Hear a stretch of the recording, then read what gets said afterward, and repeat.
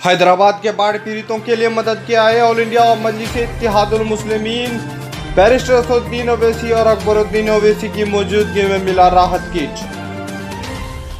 All India Majlis-e-Ittehadul मुस्लिमीन लड़ेगी मजबूती के साथ। बंगाल विधानसभा चुनाव, प्रदेश अध्यक्ष असीम अकार का प्रेस कॉन्फ्रेंस। बिहार प्रदेश अध्यक्ष अख्तरुल इमान जीत के बाद अमोर विधानसभा के दौरे पर। पूर्व विधायक वारिस पठान ने बिहार के नवनिर्वाचित ऑल इंडिया मजलिस-ए-इत्तेहादुल मुस्लिमीन के विधायकों को दिया मुबारकबाद। बिहार के ऑल इंडिया मजलिस-ए-इत्तेहादुल मुस्लिमीन के नवनिर्वाचित विधायकों का क्षेत्र का दौरा, लोगों का मिल रहा है अपार मोहब्बत।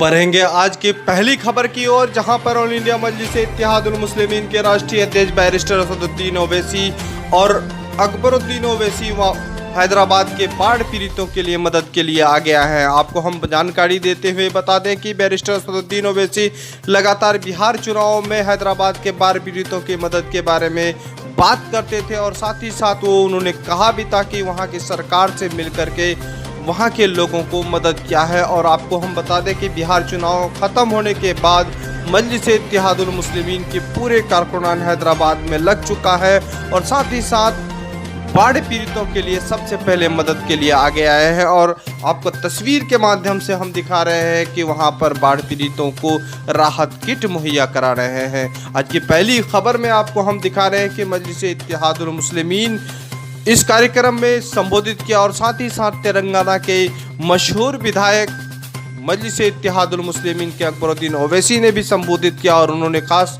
तौर पर कहा कि करोड़ों रुपए की लागत से अब से लॉकडाउन से अब तक वहां पर लोगों को मदद किया है। और साथ ही साथ उस मौके पर उन्होंने ये भी कहा, खास स्पीच आपको हम दिखाएंगे कि उन्होंने इस मौके पर क्या कहा है। अगर लॉकडाउन से लेकर आज की तारीख तक अगर हिसाब लगा ले तो हमने करीब 11 करोड़ रुपया खर्च किया है गरीबों की मदद के लिए, मुतासरीन की इमदाद के लिए, परेशान हाल लोगों की मदद के लिए। मामूली काम नहीं है कि कोई अपने जेब से, अपनी जात से 11 करोड़ रुपया खर्च कर रहा है, गरीबों को दे रहा है। और ये काम इख्तिदार के लिए नहीं, ये काम वोट के लिए नहीं, ये काम दोबारा मुंतखब होने के लिए नहीं है, ये काम अपनी आखिरत को संवारने के लिए है। और मेरी आखिरत का सौदा समझकर मैं काम करता हूं, दियानतदारी के साथ। बढ़ेंगे दूसरी खबर की ओर। ऑल इंडिया मजलिस-ए-इत्तेहादुल मुस्लिमीन के बिहार के विधायक इस वक्त क्षेत्र के दौरे पर हैं और उससे पहले हम बता दें कि बंगाल चुनाव की तैयारी जोर पर है और ऑल इंडिया मजलिस-ए-इत्तेहादुल मुस्लिमीन के बंगाल प्रदेश अध्यक्ष असीम अकार ने प्रेस कॉन्फ्रेंस किया और साथ ही साथ उन्होंने ममता दीदी के जो नज़रअंदाज किए जा रहे हैं खासतौर पर मुस्लिम माइनॉरिटी को, उसके बारे में उन्होंने कहा कि अब बराबरी और हिस्सेदारी की यहाँ पर लड़ाई होगी और बंगाल विधानसभा चुनाव 2021 में मजलिस पूरी तरह से यहाँ पर चुनाव लड़ेगी और जिसकी तैयारी जोर शोर से चल रहा है। बिहार की सियासत में एक नया मोड़ और नया रुख देखने को मिल रहा है। एक तरफ चुनाव संपन्न हो चुका है, अब तक जो है यहाँ बिहार में सीएम बनना है। लगातार बिहार में 15 साल से एनडीए की सरकार है, बीच में 2 साल महागठबंधन की भी सरकार रही, लेकिन चुनाव के बाद उतना तज़किरा जो है महागठबंधन का भी नहीं हो रहा है, नीतीश कुमार का भी नहीं हो रहा है, न भारतीय जनता पार्टी का हो रहा है, लेकिन 3 चेहरे के ऊपर काफी जोरों शोर से तज़किरा हो रहा है। एक तज़किरा मजलिस-ए-इत्तेहादुल मुस्लिमीन के ऊपर लगातार हो रहा है कि एमआईएम की इन 5 सीटों को जीतना, और दूसरी तरफ सरकार बनाने की जहां तक बात आई है तो एक तरफ हम यानी जीतन राम मांझी की पार्टी, हिंदुस्तानी अवाम मोर्चा, वही मुकेश सहनी की पार्टी, विकासशील इंसान पार्टी। कयास आराइया ये की जा रही है कि अगर हम पार्टी, मुकेश सहनी, अगर ये दोनों अगर भारतीय जनता पार्टी या एनडीए को छोड़ करके महागठबंधन की तरफ आते हैं और दूसरी तरफ एआईएमआईएम का उनको समर्थन मिलता है तो महागठबंधन की सरकार बिहार में बनना तय है। इस विषय में जो खबरें मौसूल हुई, खबर ये कि महागठबंधन की तरफ से मुकेश सहनी को डिप्टी पद का ऑफर भी दिया गया, तो मुकेश सहनी का यह कहना था कि एक जगह मेरे सीने पर, मेरे पीठ में छुरा घोंपा गया है और दूसरी तरफ मुझे सीएम पद का ऑफर किया जा रहा है। इस चीज को लेकर के, इस मामले को लेकर के काफी तानाखींची भी हो रही है, लेकिन संभवतः इस अब आने वाले समय क्या फैसला होगा अब हम आपको विस्तार से बताते हैं। अगर मुकेश सहनी की पार्टी 4 विधायक वाली पार्टी अगर पलटी मारती है, वो महागठबंधन की तरफ आती है, तो वहीं मजलिस इत्तेहादुल मुस्लिमीन के 5 विधायक और एक बीएसपी के विधायक, जो मजलिस इत्तेहादुल मुस्लिमीन के गठबंधन में टोटल 6 विधायक जीते हैं, ये अगर चले जाते हैं तो आसानी से सरकार बनता हुआ नजर आ रहा है महागठबंधन का। लेकिन समय इस अनुकूल के हिसाब से पता चलेगा कि सरकार किसकी बनने वाली है। और दूसरी तरफ अगर हम बात करते हैं जीतन राम मांझी, अगर जीतन राम मांझी भी पलट मार देते हैं और महागठबंधन की तरफ आ जाता है तो यकीनन महागठबंधन की सरकार बनना तय है। लेकिन संभवतः ये औपचारिक रूप से बातें कही जा रही है, इस बातों का कोई अब तक जो मुस्तकिल और जो है कोई मुदल्लल दलील नहीं मिला है। और दूसरी तरफ जो है एनडीए खेमे के अंदर सही नहीं चल रहा है।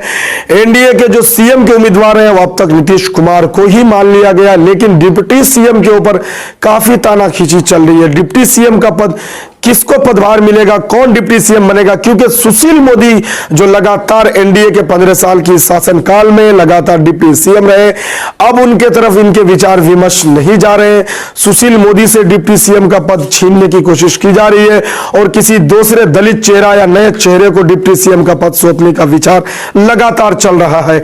इसी को लेकर के जहां भारतीय जनता पार्टी के ऑफिस में बिहार में मीटिंग बुलाया था विधायक दल का, वो मीटिंग नहीं हो पाई है और वो सीधे सीएम आवास में मीटिंग चल रही है और मीटिंग हो रही है। तो संभवतः ये की जा रही है कि औपचारिक रूप से ही सही, लेकिन रुका हुआ है मामला के बिहार की गद्दी किसको मिलेगी, अब तक औपचारिक रूप से रुका हुआ है। लेकिन एनडीए को बहुमत मिल चुका है, गठबंधन के सारे सही, अगर गठबंधन इनके टूटते हैं बिखरते हैं तभी कोई मामला हो सकता है, अन्यथा महागठबंधन की सरकार मुश्किल में है।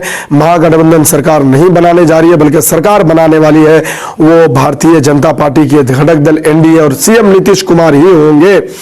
मजलिस इत्तेहादुल मुस्लिमीन का चर्चा इसलिए लगातार हो रहे हैं कि मजलिस इत्तेहादुल मुस्लिमीन जहां सीमांचल में कांग्रेस का गढ़ रहा है, इस गढ़ को भेदते हुए मजलिस इत्तेहादुल मुस्लिमीन ने 5 उम्मीदवार को जीत लाने में कामयाब हो गए हैं। और ऐसे में इनका तस्करा होना बहुत अहम है और तस्करा होना भी चाहिए, क्योंकि इन छोटी पार्टियों जहां 2, 4, 5 सीटों का फासला रह जाता है, वहां इन छोटी पार्टियों की महत्वता और इनकी आकांक्षाएं बढ़ जाती है, इनकी जो कीमतें बढ़ जाती है। और वो सारी चीजें अब ये निर्भर करता है एमआईएम और जीतन राम मांझी और वीआईपी के ऊपर। लेकिन आने वाले समय क्या होगा। वहीं दूसरी तरफ अगर बात की जाए तो एक निर्दलीय उम्मीदवार जो चुनाव जीते थे, वो निर्दलीय उम्मीदवार की जो आकांक्षाएं थी कि वो महागठबंधन की तरफ आएंगे, क्योंकि नीतीश कुमार ने उनका टिकट काटा था, दूसरे को उम्मीदवार बनाया था, लेकिन ऐसा कुछ नहीं होने वाला। वो भी सीट जो है अब खुले तौर पर वो सीट जाने वाली है नीतीश कुमार के ही पाले में। तो समीकरण क्या होगा, कौन बिहार की कुर्सी में विराजमान होगा, यह तो वक्त बताएगा। लेकिन फिलहाल महागठबंधन को अपनी कोशिश जारी रखनी चाहिए सरकार बनाने के लिए। जब तक जितनी कोशिश करेंगे तभी सफल हो सकते हैं, अन्यथा इन चीजों को लेकर के कोई मूल्य नजर नहीं आता है। आपको बता दें, बिहार एक ऐसा राज्य है जो देश की दिशा और दशा बदलती है, देश की सियासत को बदलने में बहुत बड़ा अहम रोल रहेगा बिहार का। लेकिन आने वाला समय यह पता चल जाएगा कि बिहार किसके संग चलेगा।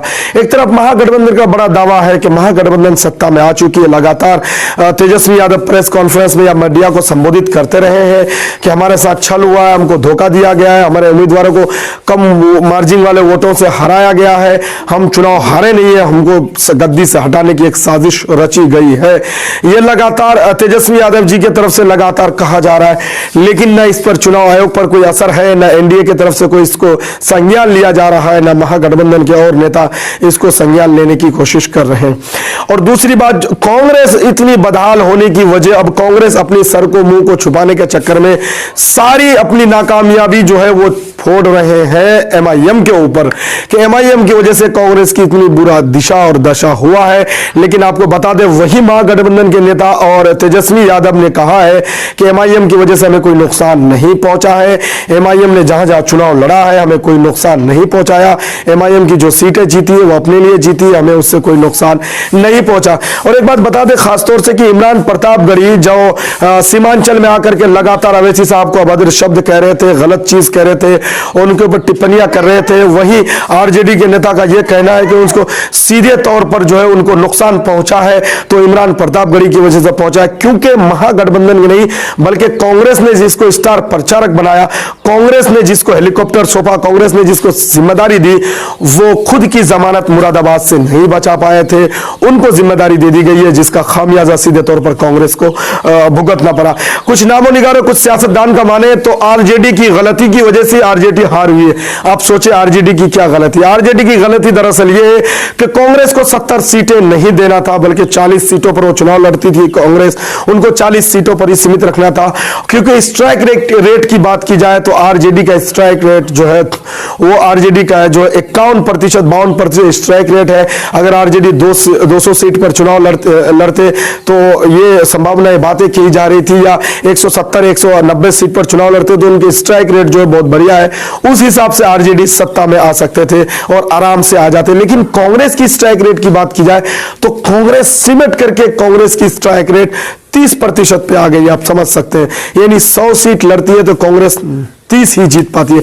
ऐसे में एक नेशनल पार्टी का इस तरीके से प्रदर्शन करना काफी हानिकारक साबित हो सकता है, हुआ है लगातार। क्योंकि इससे पहले यूपी चुनाव में कांग्रेस अखिलेश के साथ गया, वहां भी बड़ा नुकसान हुआ। अब बिहार में महागठबंधन के साथ आया, यहां भी बड़ा नुकसान हुआ। तो उत्तर भारत की बात की जाए तो उत्तर भारत में कांग्रेस पूरी तरह से जो कमजोर पड़ता हुआ नजर आ रहा है और कांग्रेस की कमर टूटती हुई नजर आ रही है। ऐसे में यहां जो मुस्लिम वोट कांग्रेस के पाले में जाता था, वो वोट मजलिस इत्तेहादुल मुस्लिमीन की तरफ आना यकीनी है, क्योंकि कांग्रेस की तरफ से लोगों का विश्वास उठ चुका है। तो दोस्तों, क्या होगा सरकार बनाने और गिराने और किसकी सरकार बनेगी, सारी चीजों पर हम रखेंगे नजर। बने हुए हम लगातार खबरों के साथ। आप अगर नए दोस्त हैं, चैनल को सब्सक्राइब नहीं किया तो चैनल को सब्सक्राइब कर लीजिए।